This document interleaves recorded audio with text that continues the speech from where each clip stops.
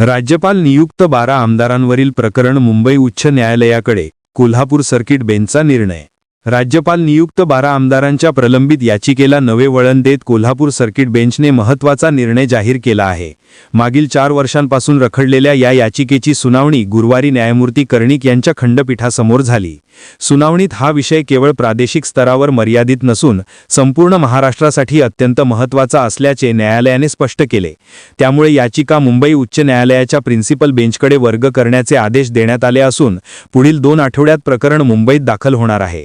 सुनावणी दरम्यान याचिकाकर्ते सुनील मोदी यांच्या वतीने उपस्थित असलेल्या दिल्लीतील सुप्रीम कोर्टातील विधिज्ञ ॲडव्होकेट संग्राम भोसले यांनी राज्यघटनेच्या कलम 173G संदर्भात गंभीर आक्षेप नोंदवले. राज्यपालांनी 14 ऑक्टोबर 2024 रोजी 7 जणांची केलेली नियुक्ती ही घटनाबाह्य आणि बेकायदेशीर असल्याचा मुद्दा त्यांनी न्यायालयासमोर मांडला.